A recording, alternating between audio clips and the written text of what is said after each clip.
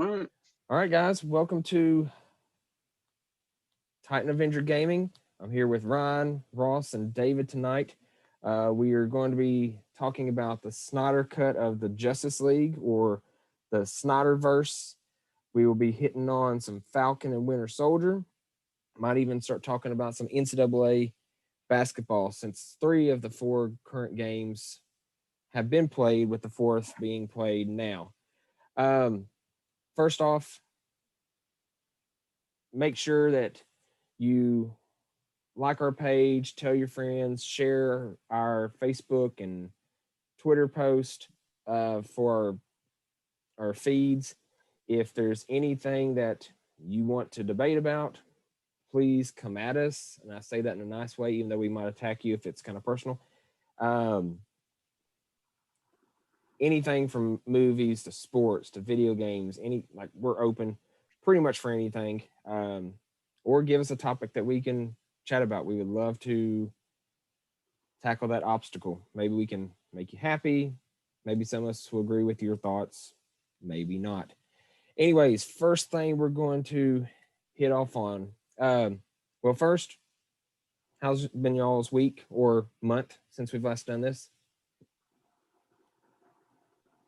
Pretty good. I had to I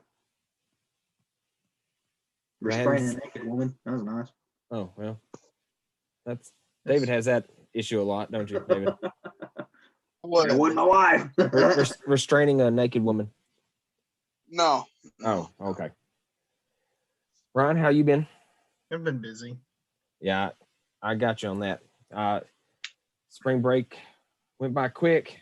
Still was pretty busy over spring break here, and now it's into baseball and t-ball season, and staying busy with that with the kids. All right, so first topic: Snyder cut of the Justice League.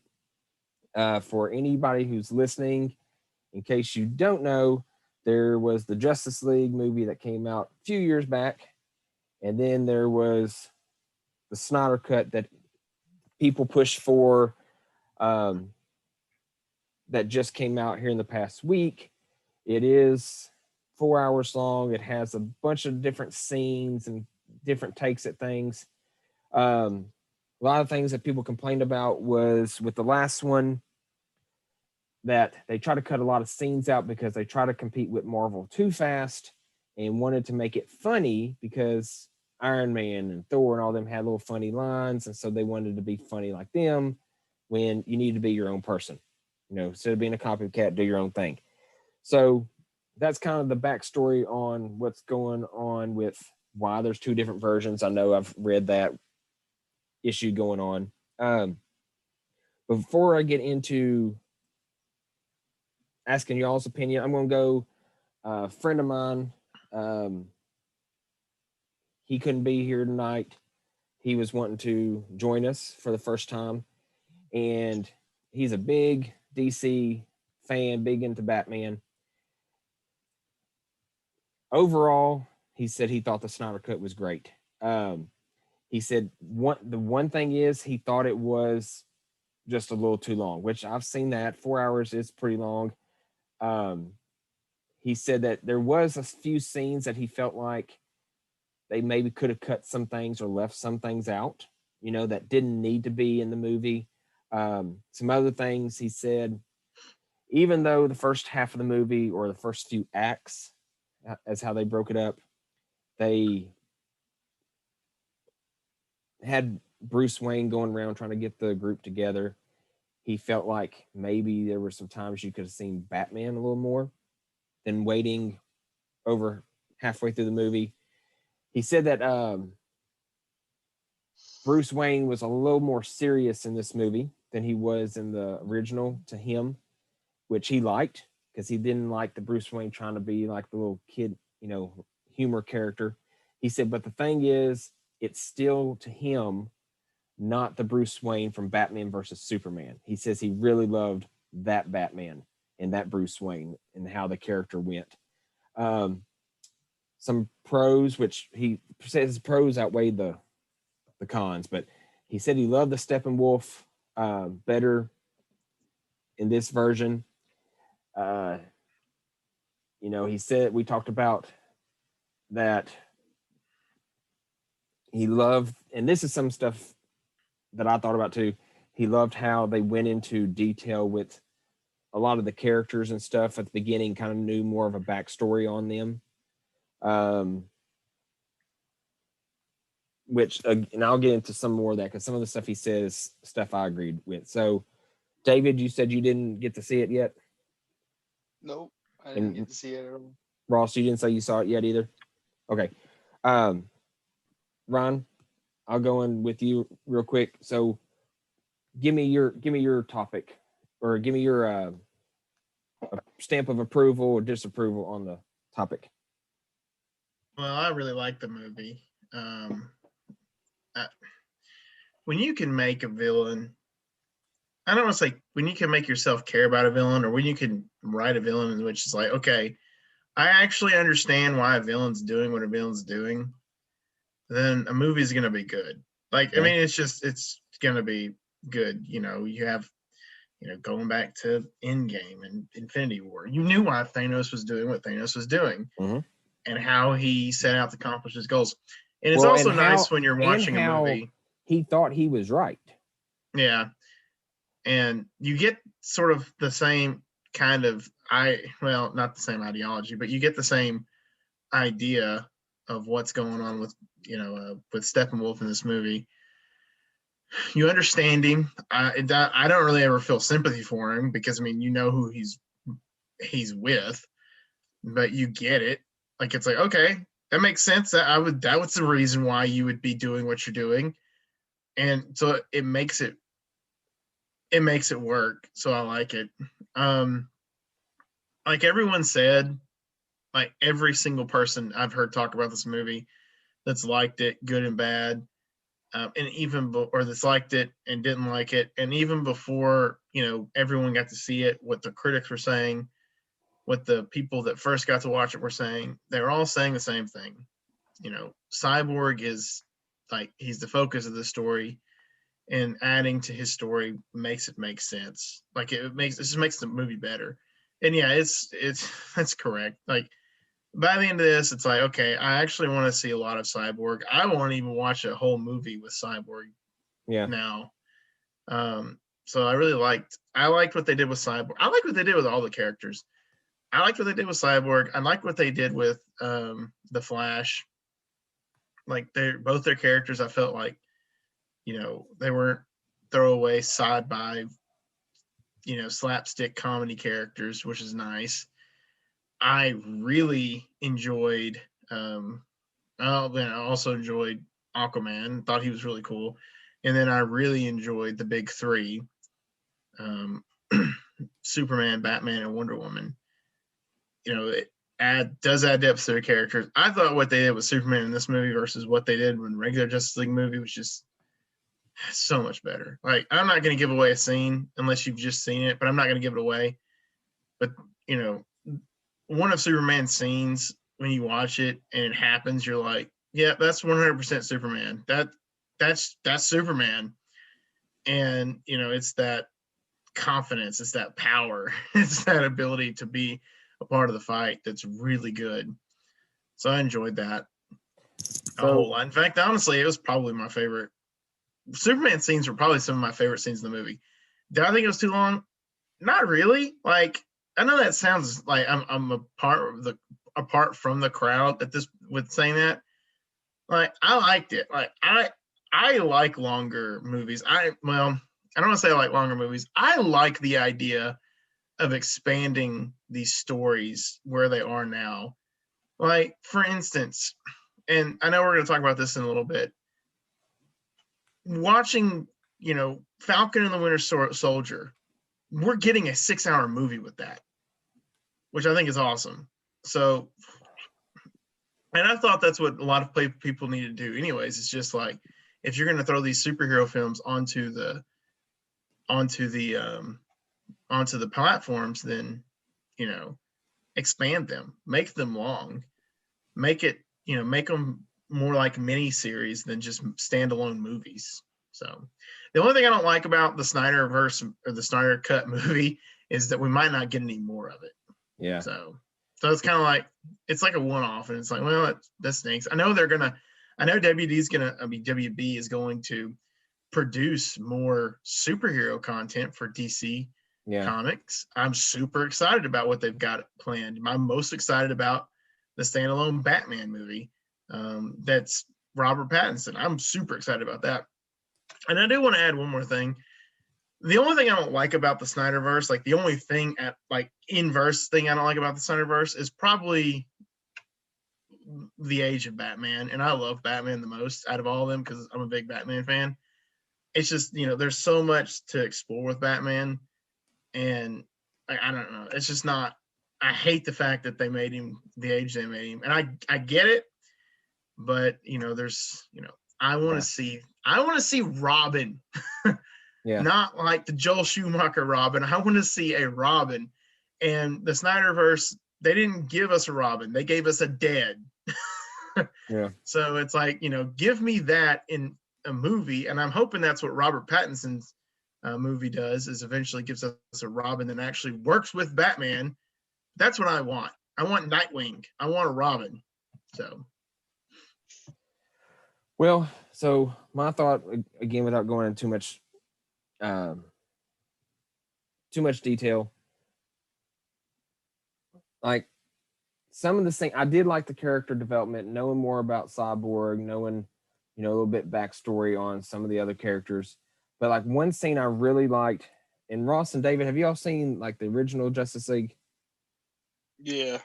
You did? Yeah, it's been a while. So one of the scenes was when Bruce Wayne went to go find Aquaman in the original. They're walking to the water, and Aquaman says to Bruce Wayne, "You're out of your mind." And he jumps in the water, and then, Bruce Wayne says, "That doesn't mean I'm wrong." I really like that line. And in this movie, they didn't have that line, and Aquaman disappears, and Bruce Wayne walks through a crowd of people that are villagers that just start singing. And I'm kind of like, and the singing kind of, instead of it just being like a little 10-second snippet, it seemed like it went on for like a minute. And some of those scenes like that, I felt like, kind of like what my friend Kevin said, I felt like that had no point. Like that didn't mean anything to me. And it didn't seem like it made the movie better. And I kind of was joking around with Luke the other day when we kind of talked about it. I felt like, and not that this is a bad thing, and this is just me exaggerating, I felt like they took every scene that they filmed in the movie and then just put it together. They didn't actually cut anything out. And so that's why some scenes were longer than they should have been. Like, again, that's just me exaggerating. But, I felt like, since I did split up in the acts, I thought, well, maybe you could have done like you did with Harry Potter and Hunger Games and some of those movies and did like a part 1 and part 2 where you kind of have some backstories and then you get into the main meat of the story for the second one, leave kind of a little cliffhanger like Infinity War was going into Endgame. And because I don't know, I know they really wanted to catch up with Marvel, and Marvel was already established, and so they wanted to get the Justice League movie out. So we really didn't have backstories on who some of these characters were, and so it was kind of thrown together a few years back in the movies. Everybody knows who Batman and Superman are. Some people know who Wonder Woman is, but not too many people. Like Aquaman was always a big joke. You hear how silly he is, especially if you are a Big Bang Theory fan. They talk about how Aquaman sucks all the time. So when you see somebody that is all muscled up and is pretty bad at being a superhero as Aquaman is in the movies, I felt like I would love to see that movie before we got into the Justice League a couple years back. But overall, like you said, Ron, I did like the character development. I did like some of the changes a little bit more in detail.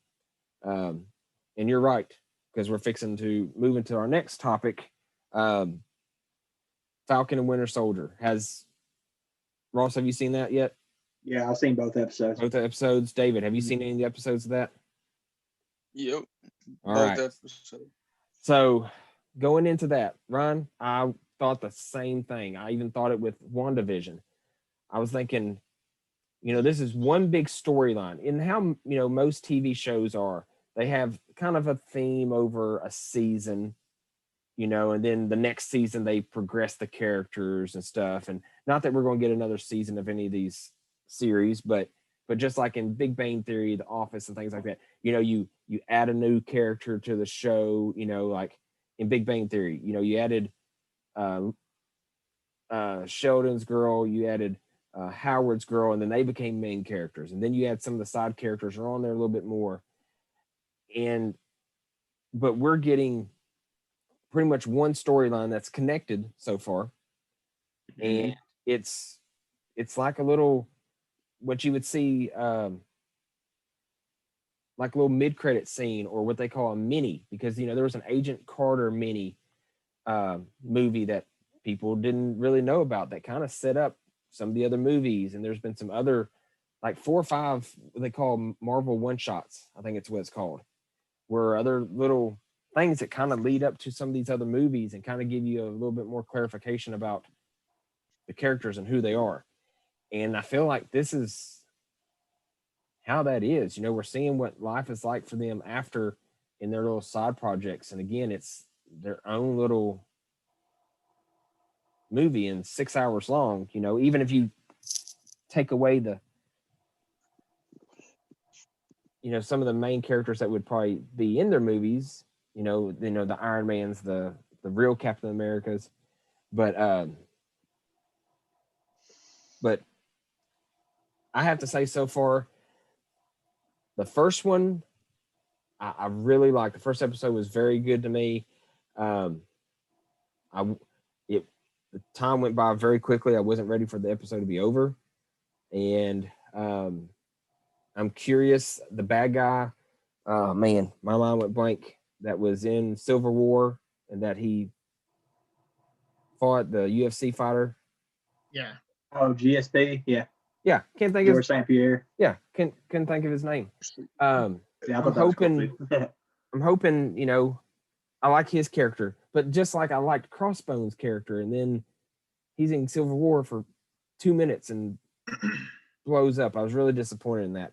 So I want to see more of that. I hear about, some of the characters that have already been confirmed, like, Agent 13 and then War Machine's character, which I know some of them, they're trying to connect to the Armor Wars and other Marvel series coming down the road. But anyways, Ross, going to start with you. Give me your take on it. I mean, I thought it was really good. That's like you said, it's a story within a story. It's their side missions. It's Falcon and Winter Soldiers, teaming up, so to speak. Even though the spoilers here, they're not really wanting to team up. But at the end of the first episode, I'm like, who the heck is this guy? Like, they're really trying to do this. And then you find out he's kind of a butt kicker. I kind of like him. Because Captain America. Okay. Yeah, so like Captain America, I'm kind of like, I don't really know what to think about him, because I mean, like, he does hold his own. And he says, I'm not trying to replace Steve Rogers. He's like, I'm just trying to live up to the name. And see, let me stop you right there. I'm in the same boat with how I was in Civil War.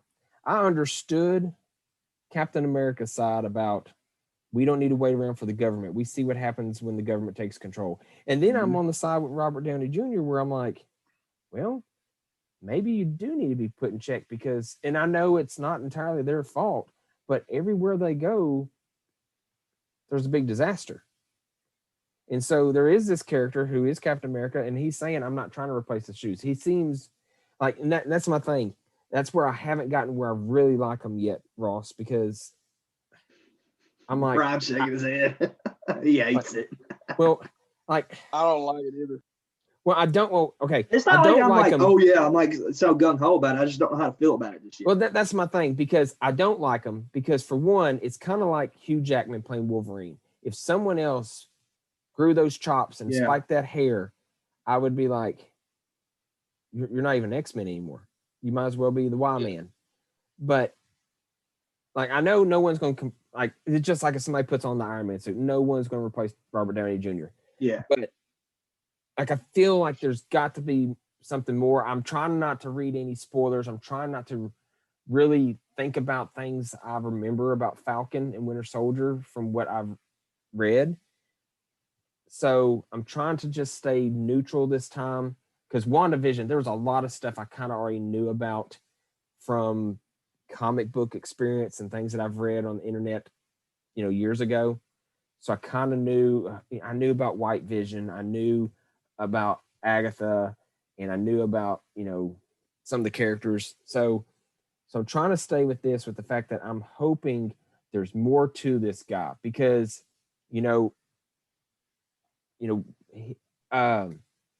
Bucky talked about, there's more super soldiers that were made. We saw that in the movie, and all of a sudden he's fighting them and they're beating them all up. And now you have these flag smashers who want things the way they want them, kind of like how the blip was.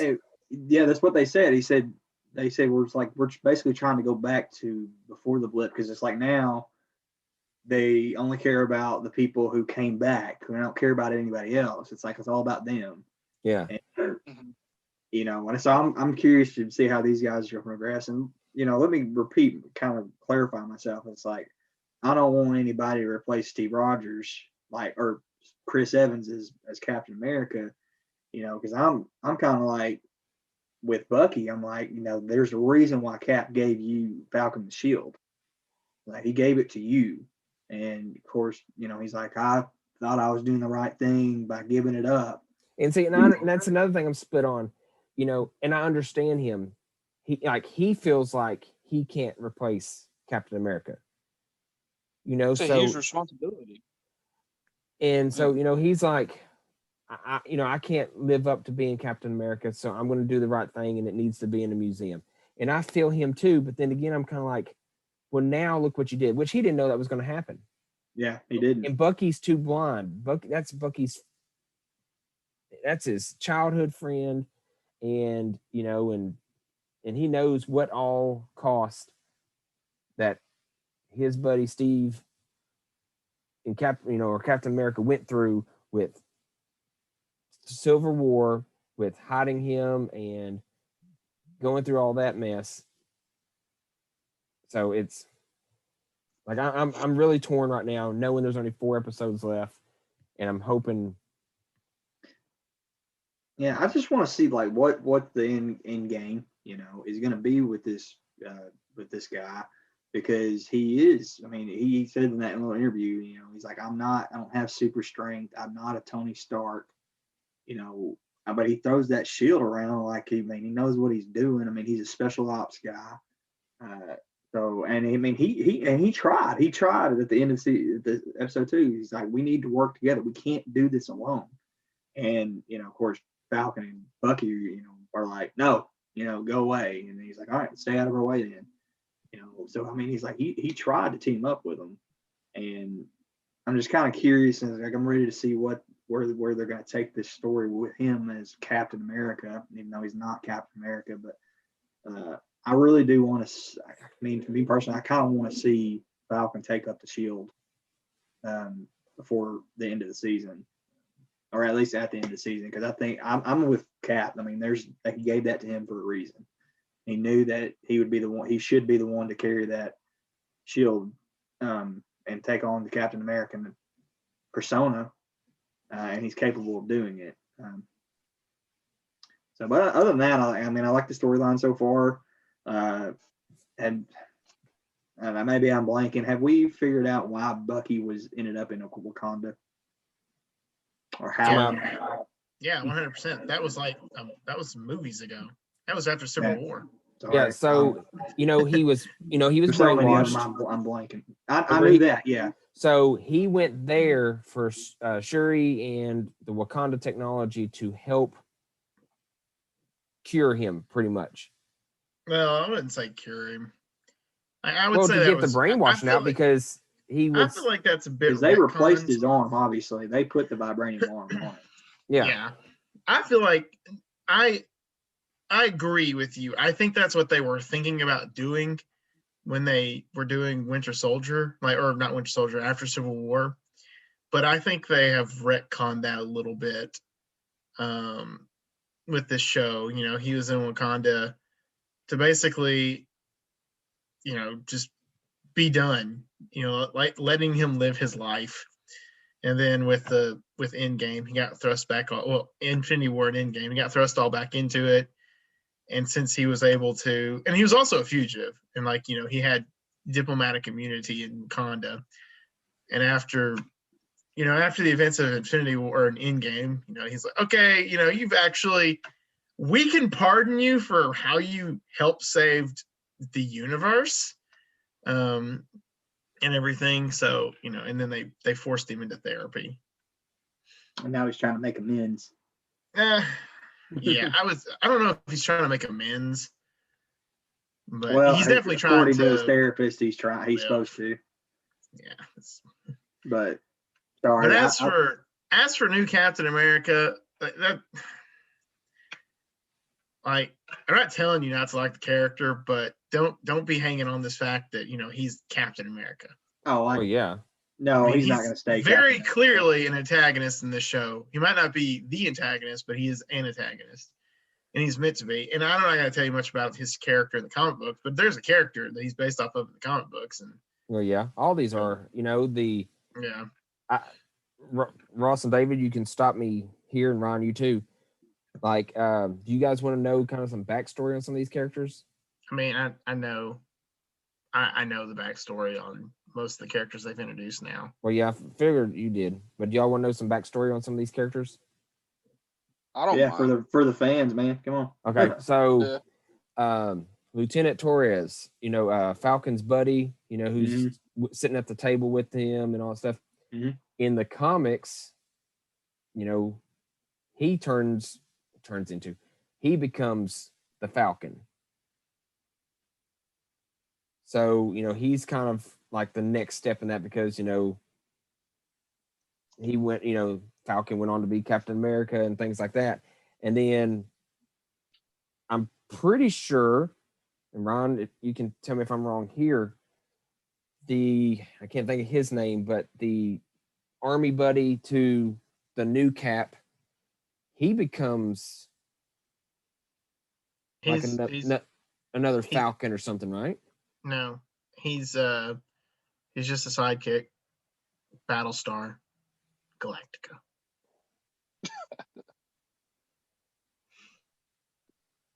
Well, I thought he became. I don't think he becomes Falcon. Books. Yeah, I mean that's like his moniker in the comic books. He doesn't become Falcon. Not that I've heard of, and I haven't read any comics with him in it. But from what I understand, he's like in the comics, he's like a sidekick in the same vein as Bucky. And I think even in the comic books at one point he calls himself Bucky.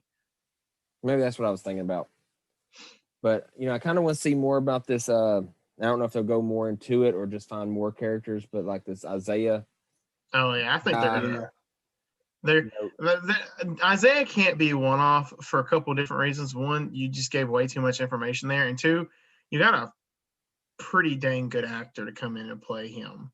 Yeah. And then his grandson is a part of the Young Avengers, and he calls himself the Patriot. Yeah. And so I knew the guy that played, he's one of the, Zemo, one of the main bad guys in the comic books, and he kind of played his character, I say kind of loosely, in Civil War. And so I'm excited to see where, I don't know if you guys realized when they said they were going to go visit him at the end of part 2, and you see the little silhouette of a guy sitting there. That's that guy from Civil War that Black Panther pretty much captured at the end. This is just my prediction, and I have nothing to go on except maybe a couple different trailer scenes that you can see online. I'm certain that he's behind all of this. Well, yeah. I think he's doing exactly what he did in Civil War. I think he's about to pit two sides against each other for total destruction. Well, I can see that.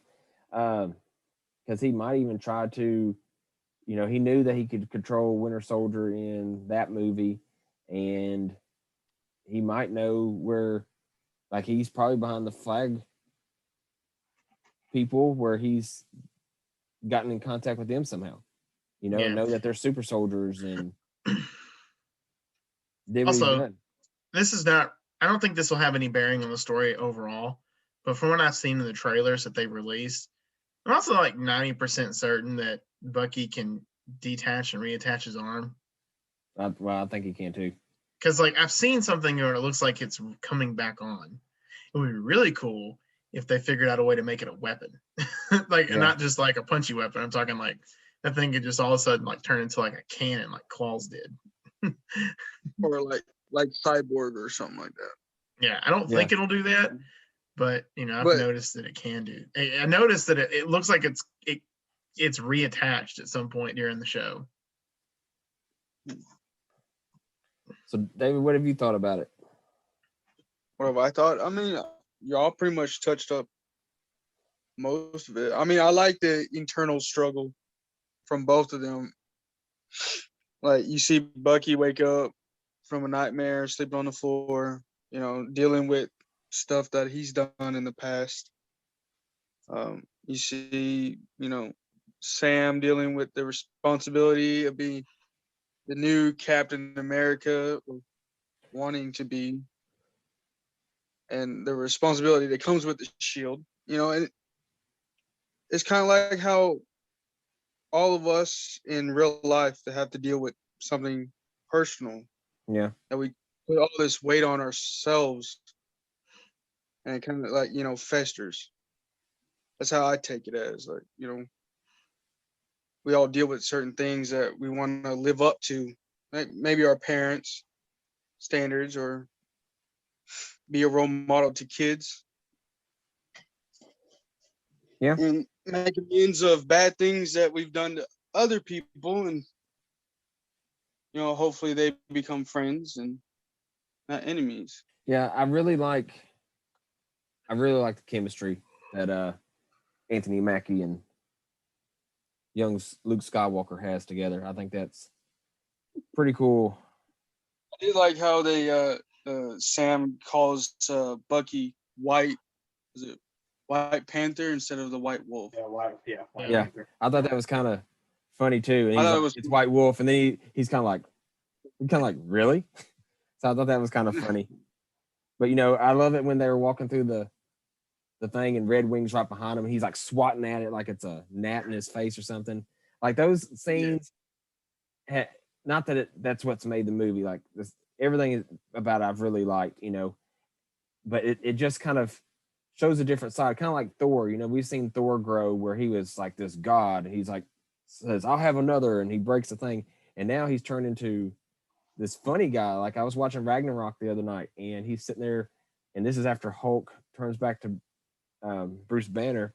He's like, "Yeah, we got in a fight, and I won." He's like, or no, Bruce Banner goes, "Did I win?" He's like, "No, I won." He's like, "Really? That doesn't sound right." He goes, "Yeah, it was bad." Like things like that, and so that's just what I've liked about the thing. I think the only thing that had me confused and had me thinking was in episode 1 when Sam went to help get a loan for his family.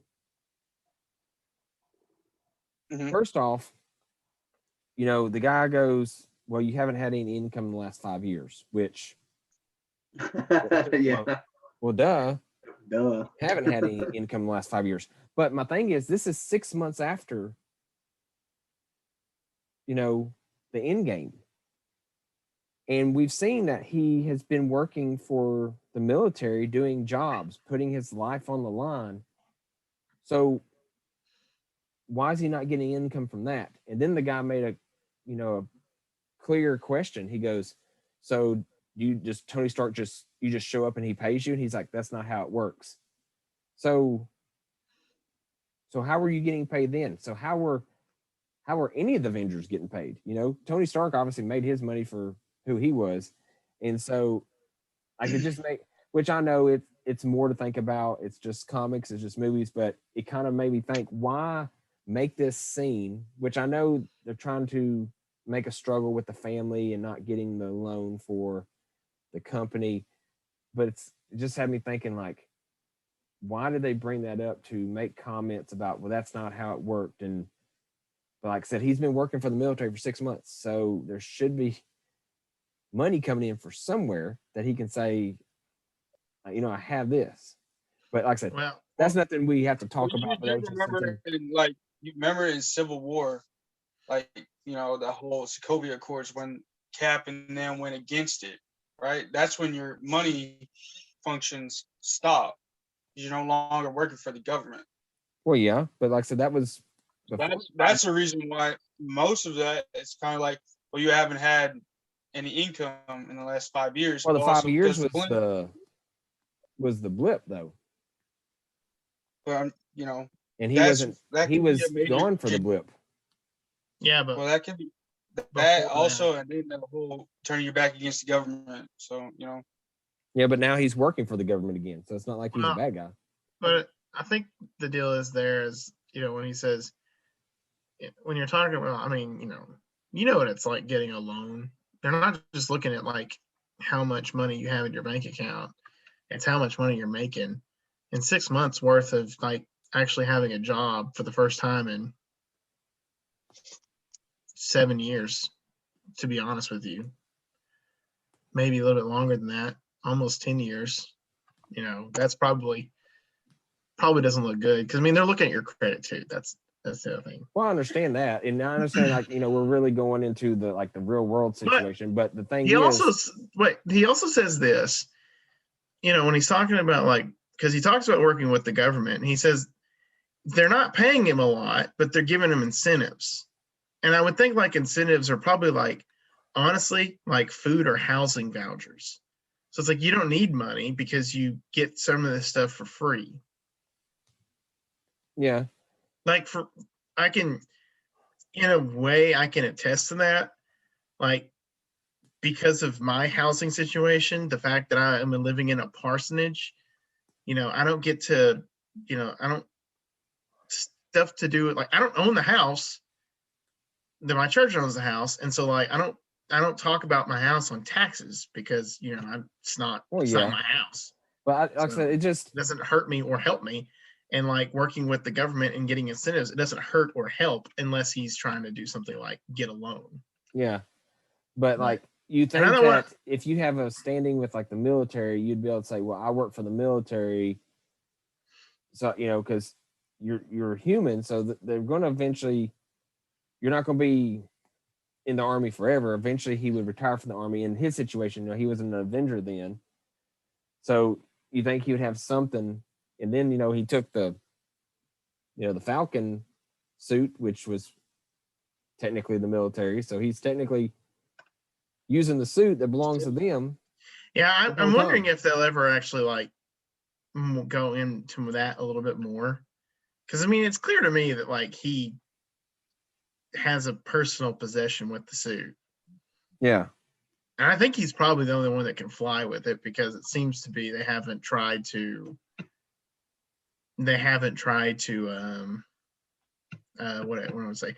They haven't tried to have anyone else with the Falcon suit on this time. Yeah. And the dude that becomes the Falcon, I don't know if they'll keep this MCU comics accurate, but the guy that you were talking about, the guy that they've already shown in the comics, he gets tested on not in the show. I don't know if they'll have it in the show. Should, but he gets hit with the super soldier serum in the comics, and he actually grows wings. So Sam's wings are not, they're, that's a suit that allows him to fly. Yeah. The other guy actually grows wings. So. But and to not, since we don't want to talk about this kind of stuff a lot on this podcast, I'm not going to dive into this because it could become a debate real quick. But I mean, there's a lot of political undertones to this show that are the reasons why certain things are happening the way they are with different characters, especially the lone stuff. But we won't talk about that here on the podcast. But like I said, I've enjoyed it. It's one of the things which I know these guys are the future of the Avengers, pretty much, and they're still the future of Marvel, where the other guys have kind of passed the torch. I hate that it's only 6 episodes. I wish it was more. So I really want to see more of it. But same thing with like WandaVision. I want to see more of that too. But I can't wait to see what it's going to lead to. Curious to see if we're going to have, if there's going to be any surprise characters that they haven't introduced yet.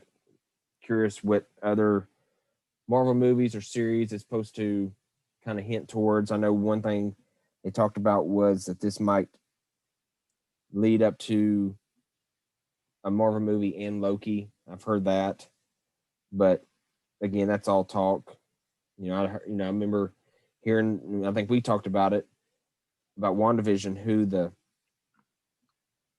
the special guest was going to be on WandaVision. And they said that was just kind of taken. It was Paul Bettany the whole time. Yeah, he was saying, well, I was talking about myself because I was playing myself and looking at myself. So I'm just kind of curious what else is going to go with that. But anywho, any other comments on it? Questions? I'm excited for episode 3. Me too. Ready for that. I love this show. Like, I like it more than I like WandaVision, and I really like WandaVision. I do too. Like I said, and I agree. WandaVision was very good. Like, I was thinking coming into this, I was like, all right, we're gonna, this will be a close second to WandaVision. And now I'm like, man, WandaVision, this thing's kind of like hit you out of the ballpark with 2 episodes. Of course, this is 6 episodes, and it's a movie. It's a movie. It's a 6-hour-long movie. In fact, I've already told my wife that I'm kind of thinking about one day getting a free day and when this is all out and just watching it in succession to see how movie-like it really is. Yeah. All right. Before we end, we'll just kind of briefly go over this pretty quick. So March Madness is going on right now. It is. 3 of the 4 games are done, and I know by the time anybody listens to this, all 4 teams will be set, and you will know who's playing in the Final 4. Right now, number 11 UCLA is winning at halftime against number 1 Michigan 27-23, which I have said USC and UCLA were the hot teams, but I knew USC was going to meet their match against Gonzaga. I mean, you call that a match? Do what? You call that a match? When I was just talking about USC being good through the whole tournament. They weren't. I think Gonzaga is going to do what they've done to every single team the rest of this tournament.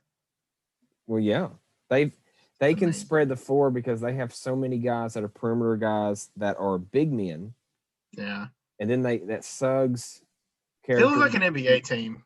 It really is. The only team I think that could possibly give them a run is Baylor and how Baylor can, with their speed and stuff.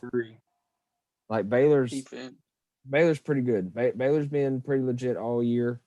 Now Houston could surprise me. I think Houston and Sam and their coach could do something, but I'm not surprised by UCLA.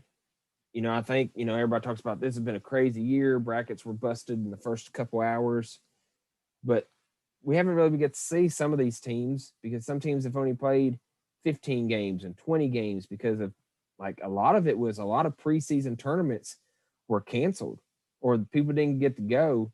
And so we haven't seen, and now teams, instead of being hot in January and February, are getting hot now because they're finally gelling together. And that's UCLA is one of the first 4. And now they're fixing to be possibly a Final 4. I think UCLA is the best chance to beat Gonzaga. I just don't think so. I think their luck will run out. I mean, they just play so well. Well, yeah, but so does Gonzaga. I mean, that's I thought it said best chance. I'm not saying they're going to win it. I'm saying the best chance to win it. Like, I thought a team that had another great shot was Loyola. I thought they were going to make the run, and Oregon State surprised me there. Oregon State did very well, just like with all the other Pac-12 teams with what they were able to do. But a lot of, the brackets I made, a lot of my brackets are pretty close. I actually had in one of my brackets, I either had UCLA or BYU beating Alabama. So in that side, I had the winner of that game, BYU or UCLA, going all the way to the Elite Eight anyways. That was actually another team I thought could probably maybe derail Gonzaga, was Alabama, just because they're so freaking good at the three.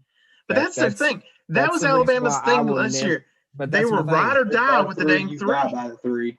That's the reason why I will never pick a team that is a 3-point shooting one-dimensional team. That is why Auburn has choked.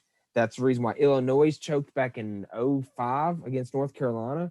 Now, North Carolina had them up by like 20 points, I think, and Illinois came back and made it a game because they got hot. But if they go cold, then you're done. And like, I would rather you be one-dimensional on having a post game, because if you have a little bit of perimeter shooting, you can still pass it out to somebody. But if you don't have an inside game, and like Ross said, that live by the three, die by the three, it's kind of like in football, the Chiefs did it, last year, but we've seen like some very good teams, from the Peyton Mannings to the Rams and stuff, have these offenses that nobody can stop, and then they're just cold. But like last night, dude. Now, Arkansas obviously didn't do themselves much favors, but Arkansas's problem the whole entire tournament, and call it being a diehard Arkansas fan, they could have run the gauntlet if Moses Moody had been hot the whole entire tournament. He wasn't. I'm not saying it's entirely his fault that they lost. I think there's a lot of reasons why they lost last night.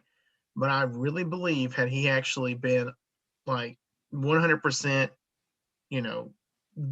had he played great last night, which he didn't, or if they could have adjusted for him to play great, although, I mean, he took so many shots and they just would not fall in. I really think they would have run away with the tournament. I don't know about Gonzaga. Like I said, that freaking team looks like an NBA team. Yep. So, but I think they could have easily made it to the championship game. When I say easily, I really mean like they could have made it to the championship game. If Moses Moody would have been if he had ever caught fire. He never caught fire in this tournament. Part of the reason why he never caught fire in this tournament was because most of the opposing defenses pressured him. Like, I mean, you can watch it in Baylor. Every time he got the ball, they pretty much swarmed him. Yeah. And then when he finally got open, he just couldn't get anything. And that was the other thing too. I mean, I'm not being salty. Everything Baylor put up, almost anything, if they had a hand in their face, if there was good defense, if there was no defense at all, Baylor, I said this on Twitter to an Arkansas person, because we were talking, they said something about it, and I said, I'm convinced Baylor could be blindfolded at this point, shoot it from behind their back with a gorilla, an actual gorilla with its giant paws on their shoulders, and that ball would still go in. That's where I was going to make my point, is everything that Baylor was putting up last night was going in. Mm-hmm. And especially for that first half. Now, it didn't just go Arkansas, in. Hey, Arkansas got within 4 points. So I'm not going to sit here and say that they never had a chance, because they did. they did. There's the things they didn't capitalize on, but golly, Baylor was just shooting the lights out. Yeah. But I'm gonna say this, Baylor is number one, but on paper, Houston's got them beat. They do. And Gonzaga's got everyone beat. So I'm just saying, look, the next game, Houston on paper, except for like the three, field goal percentage and 3-point percentage, but everything else, if Houston can put them in check, they've got to beat rebounds, offensive rebounds, and defensive rebounds, steals, turnover rate, just about, and free throw percentage. If you get to the line, they can get to the line. I think they can beat Baylor. I'm just saying. Because Arkansas got to the line more than Baylor and out rebounded them. Yeah. And still lost last night. Here's the annoying But thing. and I tweeted this too. I said if Baylor's shooting like that, it's going to be hard for anybody to beat them. That's any team. Because I had a conversation today, kind of like what we were just talking about. They're like, "Oh, well, all they were was shooting threes." I'm like, "No, they weren't. were throwing alley oops. They were dunking. They were making passes. Crap, Mitchell. Yeah.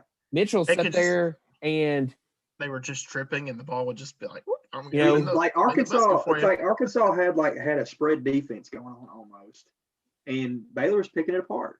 Well, Mitchell, it's like he was looking at him going, "Hey, what's that over there? Huh? What?" And then he's already halfway to the basket every single time. Before you even knew it, they were 18 down. Well, and it wasn't just, like I said, and it wasn't just threes. Well, and that happened numerous times. Like on some of Arkansas's runs, it's not like they went on like an 18-0 run or anything, but they would just chip it away, and then all of a sudden Baylor would go, boom, 10-0 run. And then they would chip it away, and then boom, 8-0 run. And then they didn't score like the last 6 to 8 minutes. I know. Everything they put up, dunk.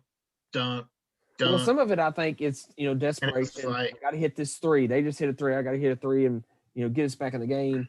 And I was like, that you didn't need that. And then,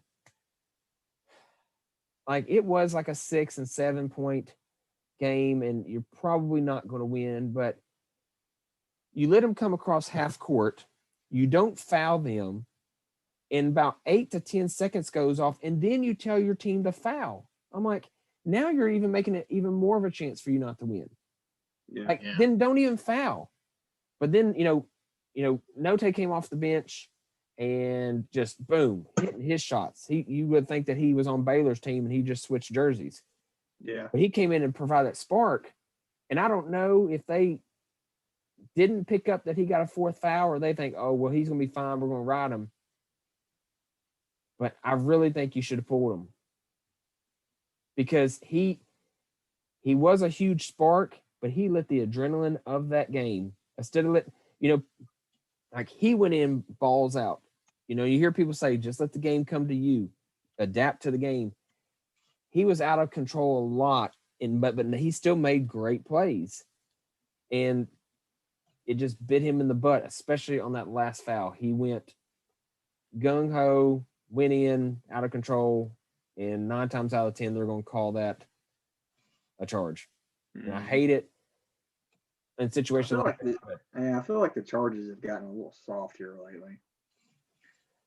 I don't know. I feel like when we were in school, it took a lot more to get a charge than it does now. Yeah. But I know they're looking a lot more on if you get there, and then a lot more on the elbow if they're out of control.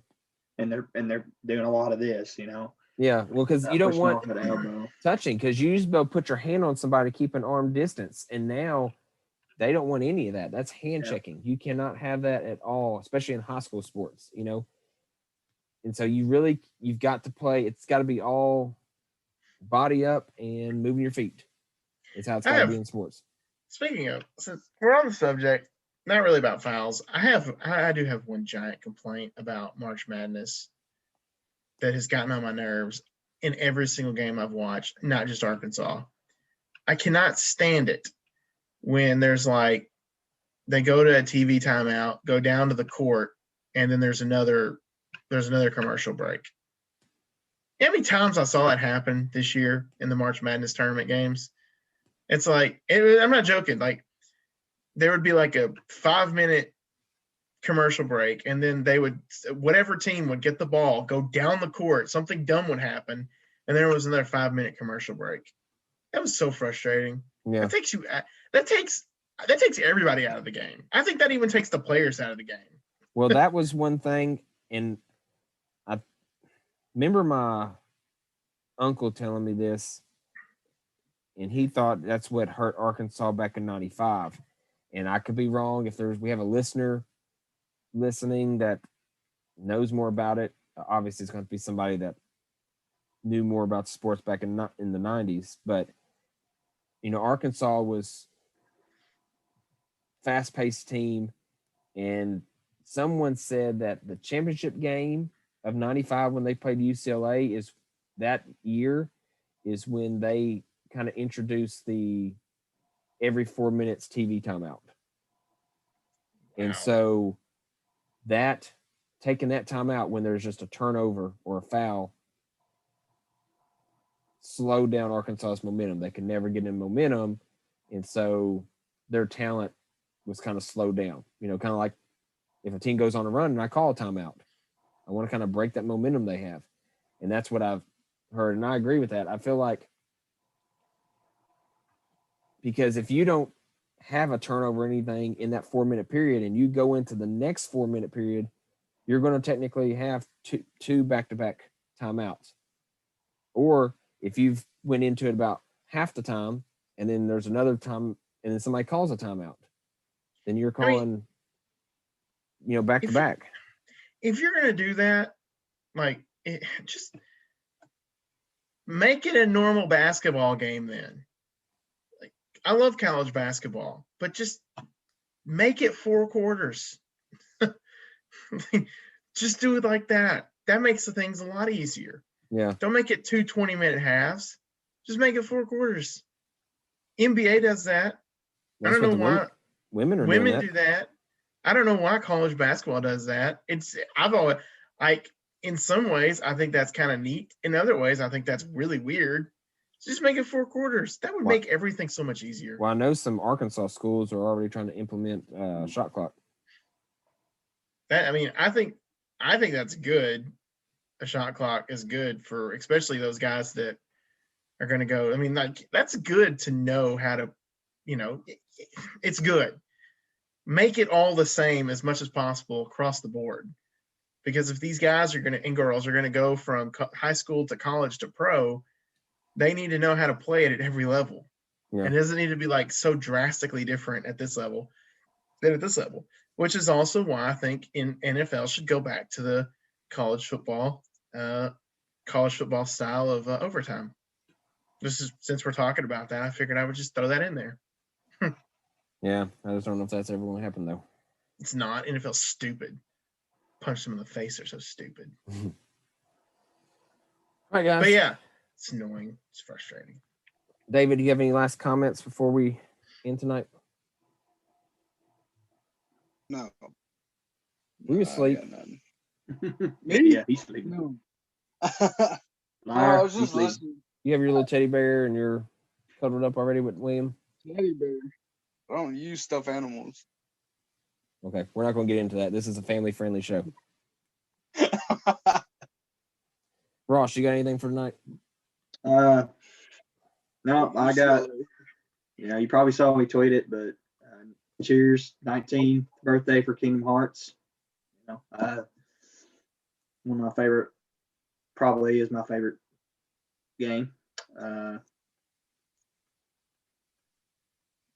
Don't know what I'm going to stream next. I finished Ratchet and Clank. That was really fun. Kind of short, but fun.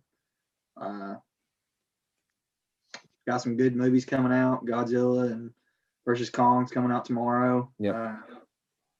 I'm pretty sure they previewed. All right, we got a preview for Black Adam. That's coming out pretty soon. I'm excited about that. Yeah, I saw the preview for the Suicide Squad. Yeah, Suicide Squad. I'm not a big Saw fan, but the preview for the new Saw movie, but it's Spiral, I guess. Mm-hmm. It's got Chris Rock and Samuel L. Jackson in it. Yeah. Watch preview for that. Looks pretty good. Kind of want to see it. Yeah. No, I'm not a huge Saw fan. I'm still Not a ready Saw for fan at all. Black Widow. And then yeah, all the Marvel stuff coming out. New Jason Statham movies coming out. Kind of want to see that. So other than that, no, I'm just that's kind of what's on my mind. All right, Ryan, got anything else? Gonzaga's going to win the championship in basketball. So everybody else just needs to stay home. The Broncos are going to win the NFL Super Bowl next year. No. Everything. Their defense is going to be that good. The Razorbacks are going to have a better football season next year. I can't say championship. We're not there yet. Hoping for maybe a World Series, College World Series title this year. I was going to say they're definitely going to the World Series. But yeah, Arkansas is going to win a national championship or a world championship, however, in baseball. And next year, the basketball team is going to the Final Four and beyond. We'll see if they all stick together. Well, I mean, the biggest thing now is it's all going to happen. Because nowadays you just got to recruit every year. And the Broncos are also going to draft Mac Jones, and he's going to be our quarterback for the future. Well, good luck with that. They're saying 49ers might go after Justin Fields. So, or Zach Wilson. We'll see. Well, guys, it was fun tonight. We will try to do another podcast very soon. Even if it's just us talking about our week, I want to get together. I know like all of our schedules, we've chatted. Everybody's been super busy. It's just crazy how life can take control sometimes. Maybe eventually we'll try to get it set up where we can say every Saturday night or every Wednesday night or whatever it is, we'll have a more set tone. Yeah. I don't want to make any promises for everyone in this group, but I mean, summer is probably going to be an easier time to do that kind of thing. I'm hoping. I don't know about my schedule with my internship, and I don't know if I'm going to be working extra and things like that, but I'm hoping. But anyways, everybody who's listening, thank you for joining us. Look forward to having Luke back. Again, if you want to join us in debating, feel free to comment on us. Email me at titanavengergaming@gmail.com. We can give you maybe a heads up on what we plan on talking about. If you just want to join the show and give us a topic, we will try to tackle it then. Some of us, especially me, would probably want to make sure we have some research and feedback to go back at you. But